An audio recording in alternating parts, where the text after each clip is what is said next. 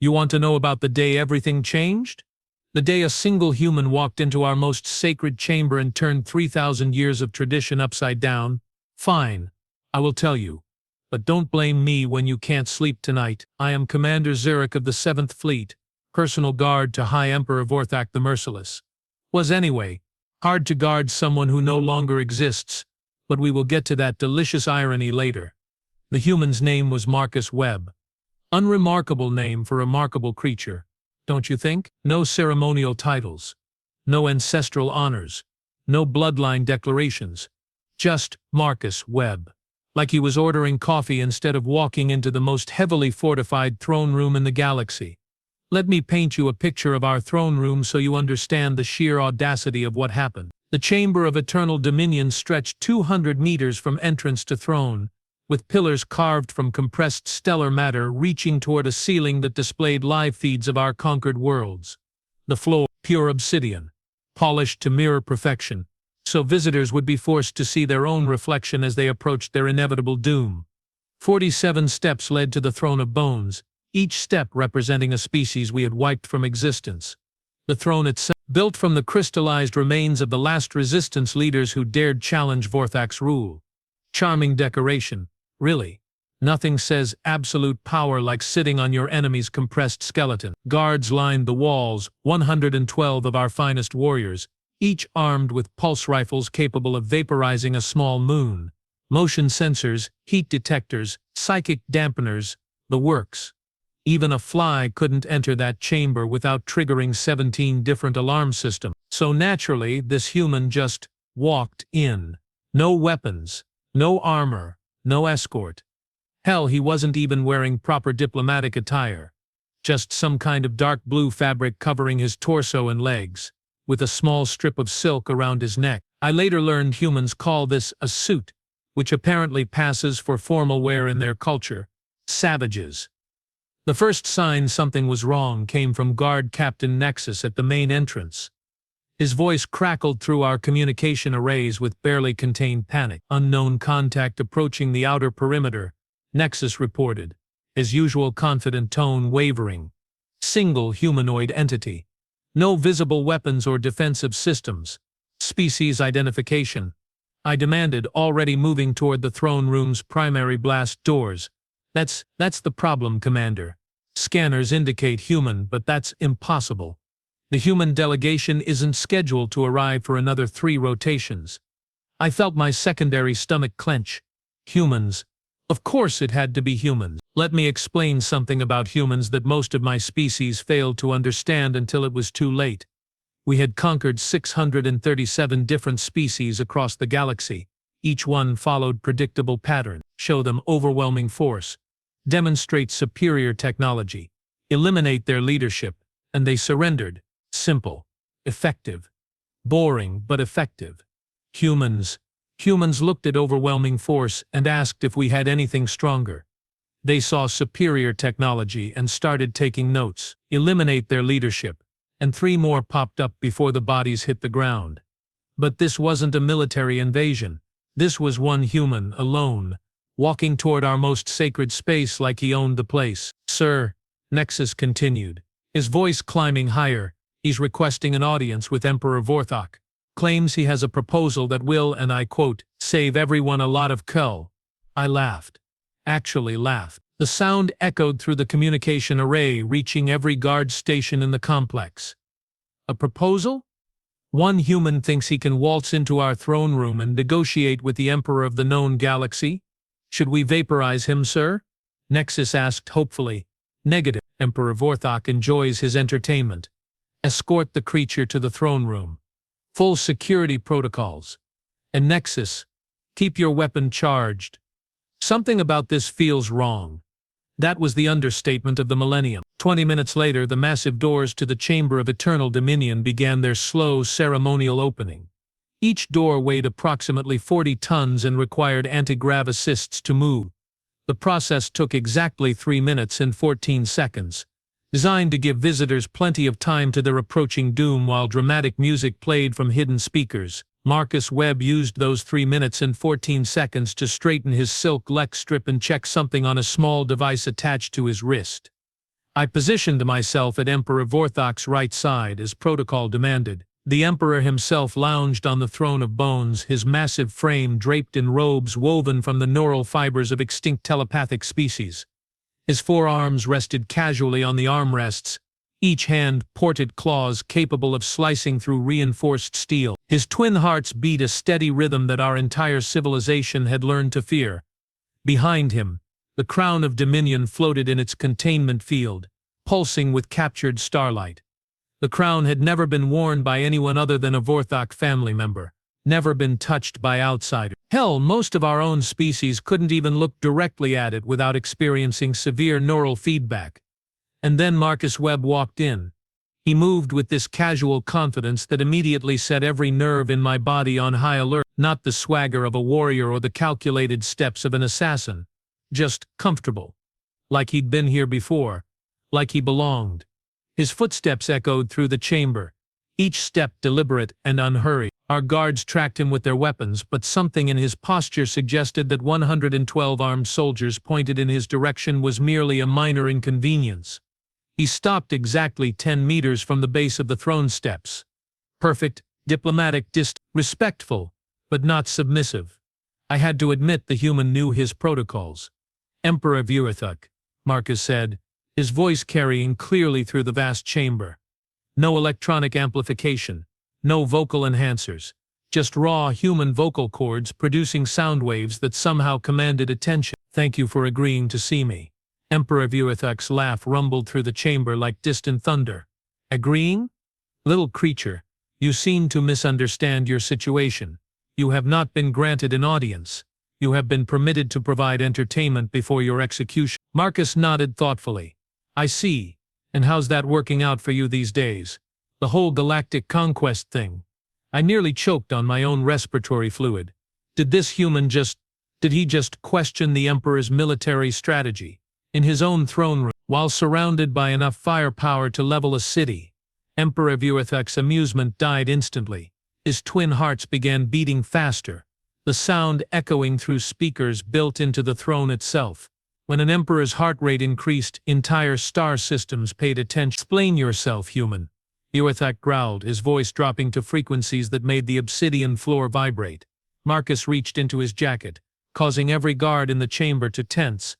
But instead of a weapon, he produced a small, flat device. He held it up so everyone could see. Datapad, he announced cheerfully. Contains information you are probably going to find very interesting. May I? Without waiting for permission, he activated the device.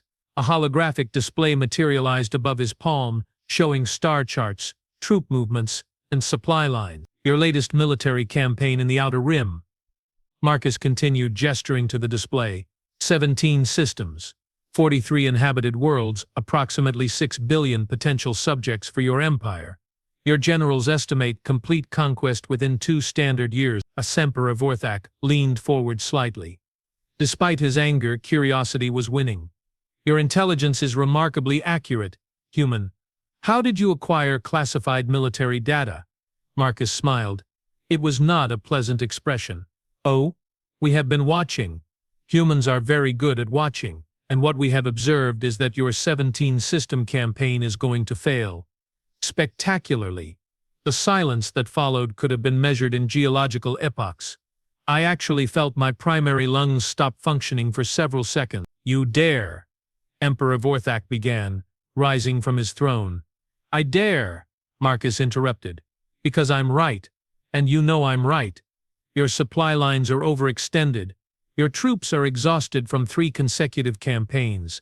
Your subject species are becoming increasingly restless. And most importantly, you have never faced organized human resistance.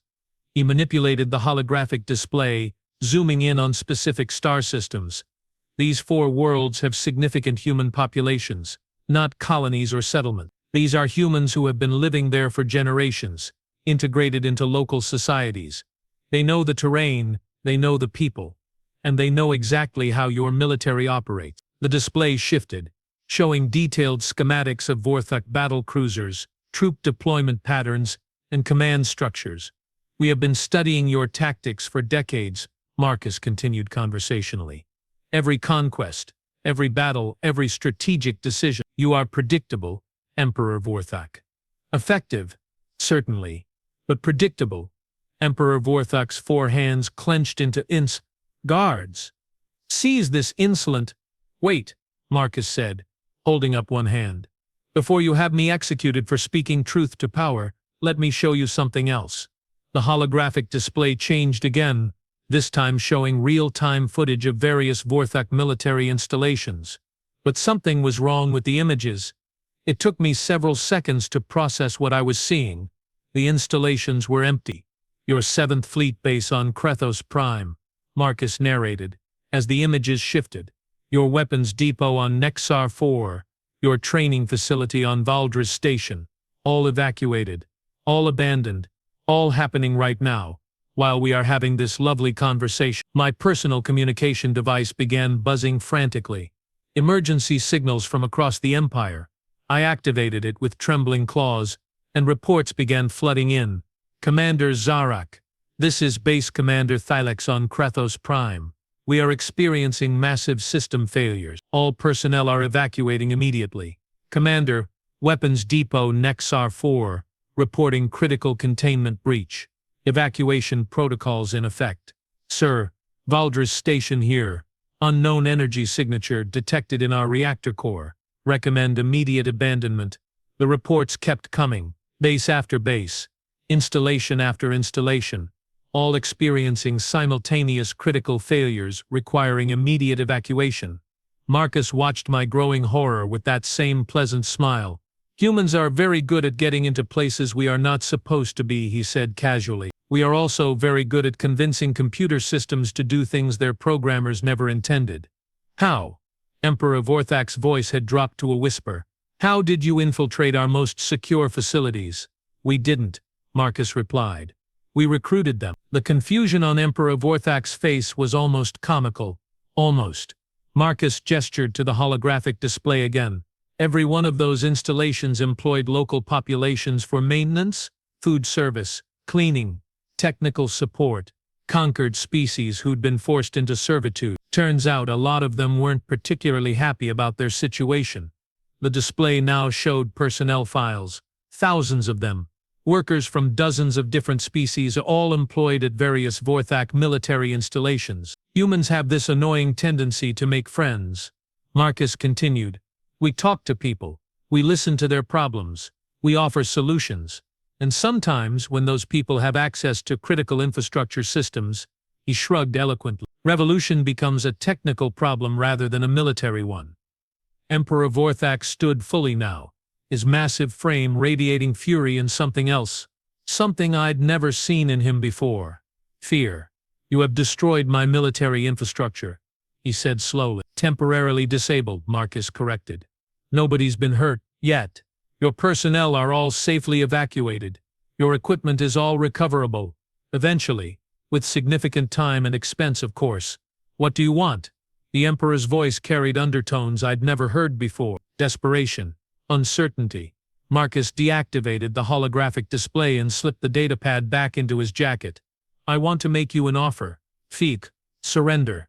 The word hung in the air like a toxic gas. Surrender. The concept was so alien to our culture that we barely had words for it. Surrender, Emperor Vorthak repeated, as if he'd never heard the word before. Complete and unconditional, Marcus confirmed. Immediate cessation of all military activities. Full withdrawal from all occupied territories. Reparations for damages caused during conquest. Recognition of independence for all previously conquered species. Emperor Vorthak's laugh started as a low rumble and built to a roar that shook dust from the ceiling. You think I would surrender my empire to prevent the loss of a few military installations? Human, you severely underestimate the scope of my power. Marcus nodded thoughtfully. Actually, I think you are underestimating the scope of human infiltration. Tell me, Emperor, when did you last eat? The question seemed to come from nowhere. Emperor Vorthak blinked in confusion. What does that? Your last meal. When was it? This morning? Why would Marcus check the device on his wrist? About 6 hours ago. Standard Vorthak breakfast if I had to guess. Fermented grains from Alteros 7, processed proteins from the Kelnar system, and your favorite Luxurian mineral supplements. Emperor Vorthak's face went through several interesting color changes. How could you possibly? Your kitchen staff has been very cooperative, Marcus said pleasantly. Humans have this saying about armies marching on their stomachs. But it applies to emperors too, doesn't it? Hard to rule the galaxy when you can't trust your food. The implications hit me like a freight hauler at full acceleration. If humans had infiltrated the Emperor's personal kitchen staff, you wouldn't dare, Emperor Vorthak whispered. Oh, we already have, Marcus replied. Check your pulse. Emperor Vorthak's twin hearts, which had been beating their steady rhythm of power for over a century, suddenly began racing. His breathing became labored. Sweat appeared on his forehead. What have you done to me? He gasped. Nothing permanent, Marcus assured him. Just a little something to get your attention. A mild cardiac stimulant mixed into your mineral supplements, completely harmless in small doses. But it does make a point, doesn't it? Guards throughout the chamber were raising their weapons, but Emperor Vorthak held up a shaking hand to stop them. The point being, Marcus continued, that if we wanted you dead, you'd already be dead. If we wanted your empire destroyed, it would already be destroyed. We don't want either of those things. We want to talk. Your demands, Emperor Vorthak said through gritted teeth. State them clearly. I already did. Complete surrender. But in exchange we offer something your empire has never had before. Which Marcus smiled again, and this time it reached his eyes. Peace. Peace, Emperor Vorthak spat. My empire is built on strength, on conquest, on fear, Marcus interrupted. Your entire civilization is held together by terror. Your subjects obey because they are afraid. Your generals follow orders because they are afraid. Your guards stand at attention because they are afraid. But fear is exhausting, isn't it? For everyone involved, he gestured around the throne room. Look at this place. Look at these symbols of power. The throne of bone, the chamber of eternal dominion, the crown of dominion floating behind you. Every single element, designed to intimidate and terrify. How much energy does it take to maintain that level of fear? How much resources? How much constant vigilance? Emperor Vorthak was listening now, his anger replaced by something approaching curiosity. Humans tried the empire thing once, Marcus continued. Multiple times, actually. Romans, Mongols, British, Americans, Russians. All different approaches, but the same basic concept. Expand, conquer, control. And you know what we learned? Enlighten me. Empires collapse. Every single one, without exception. They get too big, too complex, too expensive to maintain. The center can't hold. Rebellion becomes inevitable, and when they fall hard. Marcus began walking closer to the throne, and to my surprise none of the guards tried to stop him. Emperor Vorthak himself seemed transfixed. But there's an alternative, Marcus said, climbing the first few steps. Instead of ruling through fear, you can lead through cooperation. Instead of conquering worlds, you can trade with them. Instead of demanding tribute, you can offer mutual benefit. Impossible, Emperor Vorthak said, but his voice lacked conviction. My species, we are warriors, conquerors. It is our nature. So we're humans, Marcus replied, climbing higher. We spent thousands of years conquering each other, war after war, empire after empire, conquest after conquest. And then we learned something interesting, which was, Marcus reached the top of the steps, standing directly in front of the throne of bones. We learned that cooperation is more profitable than conquest. He turned around, looking out over the vast throne room, the assembled guards, the symbols of imperial power. Look around, Emperor. Really look. What do you see? My empire, Vorthak said automatically. You see expensive decorations, Marcus corrected. You see hundreds of guards who could be productive citizens instead of armed enforcers. You see a throne room that serves no purpose except intimidation. You see the physical manifestation of wasted resources. He gestured toward the floating crown of dominion. That crown behind you. How much did it cost to create? How many worlds were strip-mined for its materials? How many scientists spent their lives perfecting its containment field? And what does it actually do? Emperor Vorthak frowned. It symbolizes power you already have, Marcus interrupted. Power that comes from your military, your technology, Your empire. The crown doesn't give you power. It's just expensive jewelry. And then Marcus Webb did something that made my brain temporarily shut down from pure incredulity. He reached out and touched the crown of dominion. The containment field, which should have disintegrated any non-Vorthak genetic material on contact, simply let him through. His human fingers made contact with the crown's surface, and instead of vaporizing, he lifted it gently from its floating position. Interesting craftsmanship, he said conversationally, examining the crown like he was appraising a piece of art. Compressed stellar matter for the base structure, quantum entangled gems for the power matrix, neural interface capability for direct empire control. Very sophisticated. Emperor Vorthak had gone completely still. Every guard in the chamber was frozen in shock. I was fairly certain I'd stopped breathing entirely. The neural interface is particularly clever, Marcus continued, still studying the crown. Direct connection to your empire's command network. Real-time status updates from every conquered world. Instant communication with every fleet commander. When you wear this, you literally have the entire empire at your mental fingertips. He looked up at Emperor Vorthak with genuine admiration. No wonder you have been so successful. This isn't just a crown, it's the ultimate command and control system. Put it down, Emperor Vorthak said quietly. Put it down now. Why? Marcus asked. What exactly do you think I'm going to do with it? And then, while every guard in the chamber watched in helpless horror, Marcus Webb placed the crown of dominion on his own head. The neural interface activated immediately, flooding his human brain with information from across the Vorthak Empire. Status reports, military readiness assessments, economic data, rebellion alerts, everything.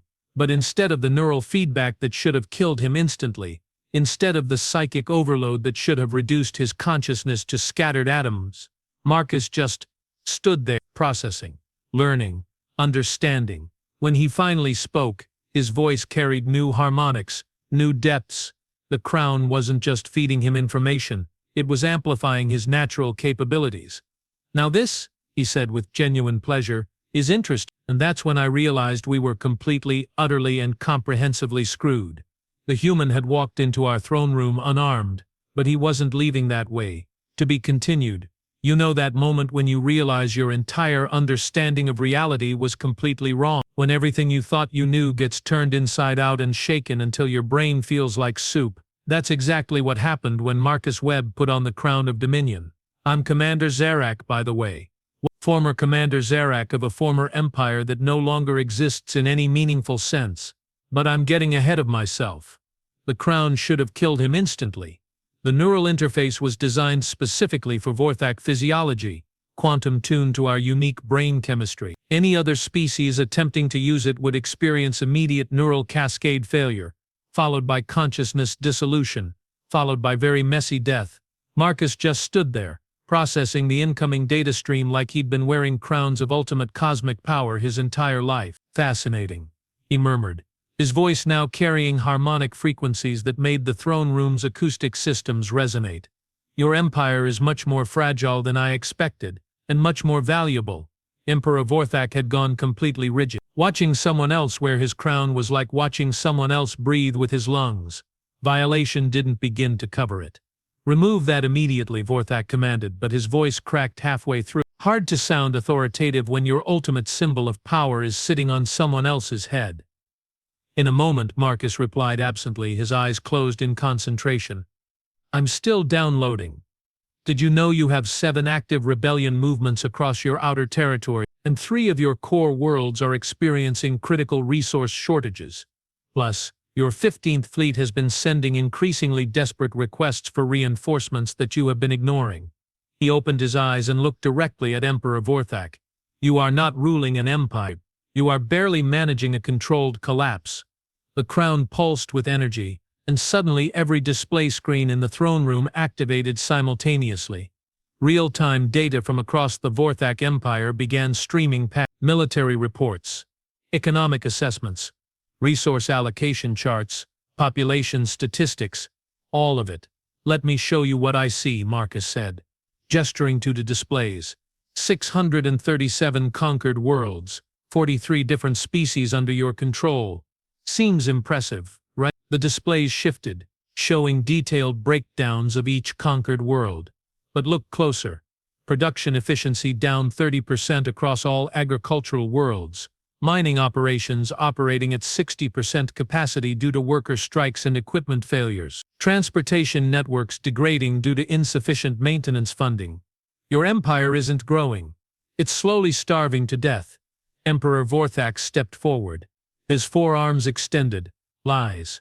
My advisors report steady growth across all sectors. Marcus laughed, and the sound echoed through the crown's amplification systems. Your advisors have been lying to you for decades. Nobody wants to be the bearer of bad news to someone who decorates his throne with enemy bones. The displays changed again, this time showing communication records between imperial advisors and various world governors. Here's Administrator Kelrix reporting glorious productivity increases on Mantura Prime, Marcus narrated. And here's the actual production data showing a 15% decline. Here's Fleet Commander Nexus claiming total pacification of the Outer Rim rebellions. And here's intelligence footage of 3 rebel armies he doesn't even know exist. I felt my stomach sacks contract. Those reports had crossed my desk. I'd filed them without question, trusting in the chain of command. We all had. So why haven't you collapsed already? Marcus continued, because you have been cannibalizing your own infrastructure, stripping resources from older conquered worlds to maintain the appearance of stability in newer ones. It's like a pyramid scheme on a galactic scale. Emperor Vorthak's breathing became more labored. The cardiac stimulant was still affecting him, but now he had additional reasons for elevated heart rate. What do you want? He demanded. I told you already. Surrender. But now that I have access to your complete Imperial database, I can make you a much more specific offer. Marcus gestured, and the displays showed detailed financial projections. Total immediate costs of Imperial dissolution and reparations, approximately 800 billion galactic credits. Estimated timeline for complete withdrawal, 18 months. Projected savings from eliminating military expenditures and administrative overhead, 2 trillion credits annually. The numbers hung in the air like accusations. You'd save money by giving up your empire, Marcus continued cheerfully. Lots of money. Enough to transform your entire civilization from a military dictatorship into something actually sustainable. My people would never accept. Emperor Vorthak began. Your people are exhausted. Marcus interrupted. Do you know what the suicide rate is among your officer corps? Do you know how many of your citizens apply for emigration permits every year? Do you know how many of your own species secretly support the human resistance? New displays activated, showing psychological profiles, emigration statistics, and security reports. 37% of your population suffers from chronic stress disorders related to military service. 15% have applied for emigration to neutral worlds in the past 5 years. And according to your own intelligence services, approximately 23% of your citizens have expressed sympathy for human diplomatic initiatives. I stared at the data in shock. These were classified reports from our deepest intelligence networks. Information that supposedly only the Emperor and his closest advisors had access to. How long have you been planning this? I asked, unable to contain my curiosity any longer. Marcus turned toward me and I immediately regretted speaking. The crown's neural amplification made his gaze feel like being examined by a particularly interested god. Commander Zarak, isn't it? He said pleasantly. Personal guard to Emperor Vorthak. Decorated veteran of the Kelnar campaigns. Father of 3 children who all attend academy on Vorthak Prime. My blood froze. How do you? We have been watching for 87 years, Marcus replied. Since the first human world fell to your empire. Since my great-grandmother died in the bombardment of Terra Colony 7. The displays changed again, showing historical footage of human worlds under Vorthak attack, cities burning, populations fleeing, children crying in the ruins of their homes. 87 years, Marcus repeated. 3 full human generations. Do you know what humans can accomplish in 87 years when we are properly motivated? The footage shifted to show human settlements across the galaxy. But these weren't random colonies. They were strategically placed, positioned near major trade routes, resource centers, and communication hubs. We didn't just spread across the galaxy for exploration or colonization, Marcus continued. We positioned every human settlement, every trading post, every research station was carefully placed to maximize our intelligence gathering capabilities. Spies, Emperor Vorthak growled. Citizens, Marcus corrected. Humans who integrated into local societies, learned local languages, formed relationships, started families. People who belonged to their communities, not infiltrators pretending to belong. The displays now showed family photographs, wedding ceremonies, graduation ceremonies, humans living normal lives alongside dozens of different alien species. But also, yes, spies, Marcus admitted with a grin. Very good spies. Spies who spent decades learning how your empire really works, how your command structure functions, how your technology operates, how your economy flows, how your psychology works. Impossible, Emperor Vorthak said, but his voice lacked conviction. My security forces would have detected. Your security forces did detect us, Marcus interrupted, multiple times. Here's a report from 15 years ago identifying suspicious human activity on Valdris Station. Here's another from 8 years ago flagging unusual communication patterns in the Outer Rim. Here's one from last year, recommending increased surveillance of human populations across the Empire. The displays showed dozens of security reports, all highlighting potential human threats, all marked with the same classification filed for future reference. You found us repeatedly, Marcus continued. But you never acted on the intelligence because you were too focused on external threats, rebellions, rival empires, resource conflicts. You couldn't imagine that your greatest threat was hiding in plain sight, working in your cafeterias and fixing your computers. Emperor Vorthak was speechless now, staring at decades of ignored warnings. So here's what's going to happen, Marcus said, and the crown pulsed with authority. You are going to announce the immediate dissolution of the Vorthak Empire. You are going to order all military forces to return to home territory. You are going to begin negotiations for reparations and territorial independence. And if I refuse, Marcus smiled, and it was not a pleasant expression, then I keep wearing your crown and I start making those announcements myself. As if to demonstrate, Marcus closed his eyes and concentrated. Immediately, communication systems across the Empire activated. His voice, amplified by the crown's neural interface, reached every command center, every fleet, every administrative office simultaneously. Attention all Imperial forces. This is an official communication from the Crown of Dominion. New protocols are now in effect. Emperor Vorthak lunged forward, but Marcus simply raised one hand and the Crown's defensive systems activated. A barrier of pure energy surrounded him, making him untouchable. Effective immediately, Marcus continued, his voice reaching across the galaxy.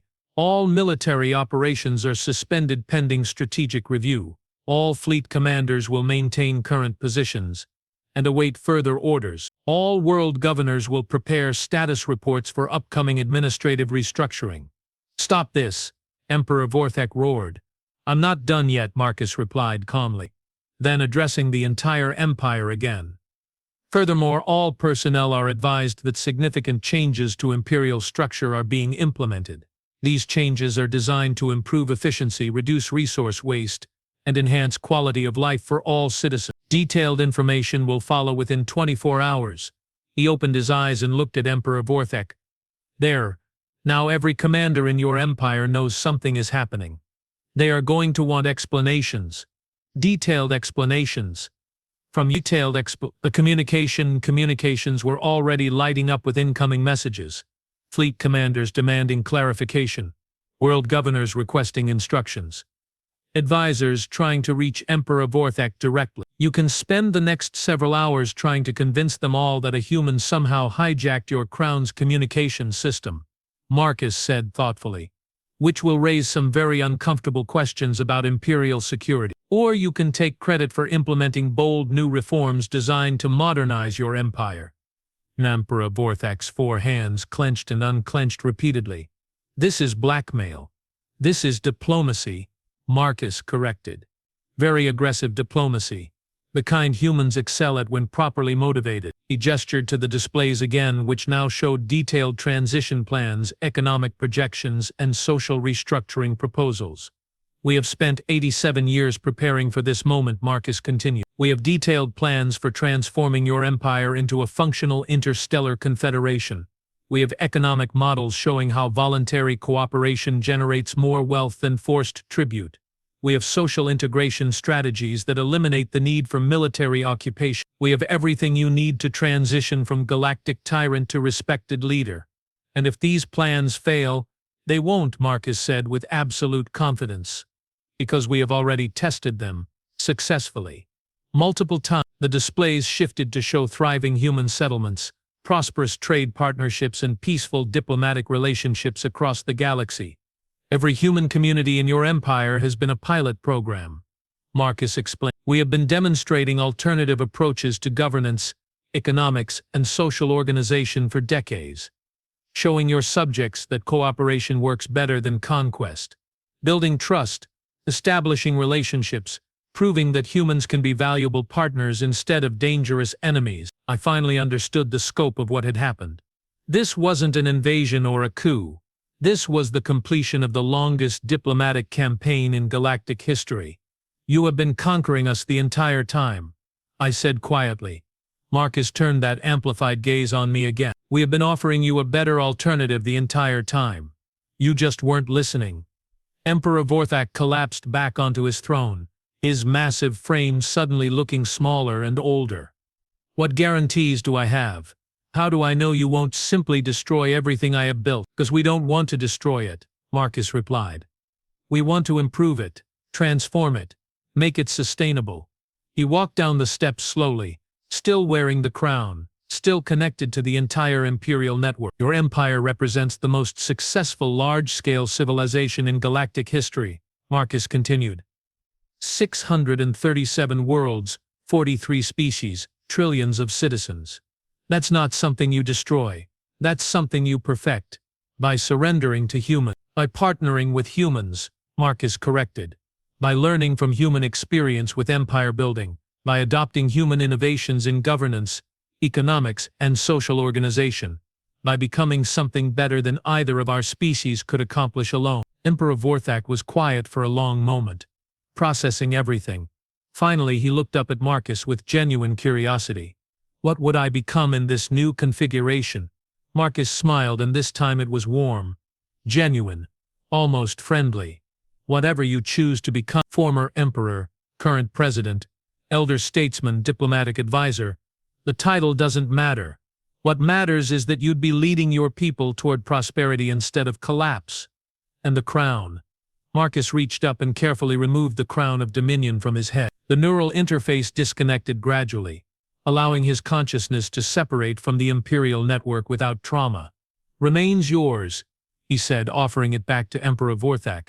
Modified, of course. We will need to upgrade the neural interface to accommodate multiple species, expand the communication protocols to support democratic input, and add some safety features to prevent future unauthorized access. He paused, grinning. But those are technical details. The important thing is that you keep the fancy hat. Emperor Vorthak stared at the crown for several seconds before slowly reaching out to take it. You would trust me with this? After everything? We have been trusting you with it for 87 years, Marcus pointed out. You could have used it to hunt down every human in your empire. You could have eliminated us completely. But you didn't. You are not actually a monster, Emperor Vorthak. You are just a leader who got trapped in an unsustainable system. Emperor Vorthak placed the crown back on his head, and immediately his posture straightened. The familiar weight of absolute authority settled around him again.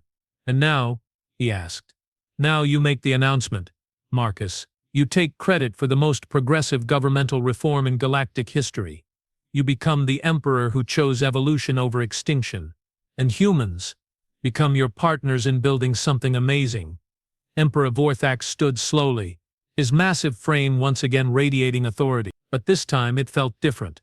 Less threatening, more inspiring. Very well, he said formally. I hereby accept the human proposal for imperial restructuring. Let it be recorded that Emperor Vorthak the Merciless voluntarily initiated the transformation of the Vorthak Empire into the Galactic Confederation. Marcus nodded approvingly. Excellent choice. History will remember this as the day an emperor chose wisdom over warfare. And what will history remember about the human who walked into my throne room unarmed? Marcus straightened his silk neck strip and checked the device on his wrist. That he walked out with a crown. Emperor Vorthak, soon to be President Vorthak of the Galactic Confederation, actually laughed. You never intended to keep it, did you? Never, Marcus admitted. Humans learned a long time ago that crowns make terrible hats. Too heavy, too complicated, too likely to make you think you are more important than you actually are. He turned toward the massive doors of the throne room, which began their slow ceremonial opening. Besides, Marcus added over his shoulder, we already have what we really wanted, which Marcus paused at the threshold, looking back at the chamber that had symbolized absolute power for 3,000 years. Peace, he said simply. Just, and then Marcus Webb walked out of the throne room, leaving behind him an empire transformed, a crown willingly shared, and a future full of possibilities that nobody had dared imagine. 3 months later, I was appointed as the first non-Vorthak member of the Galactic Confederation Security Council. My children now attend integrated schools where human and Vorthak and 37 other species learn together. My wife has started a business exporting traditional Vorthak art to human worlds where apparently there's quite a market for our bold aesthetic choices.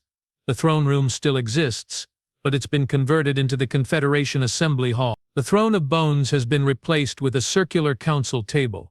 The crown of dominion has been upgraded with quantum democratic protocols that allow all member species to participate in governmental decisions. And sometimes, late at night, I still think about that day when a single human walked into our most sacred space and turned 3,000 years of tradition upside down. Not with weapons, not with threats, not with conquest, but with a better idea. Humans, it turns out, are very good at better ideas.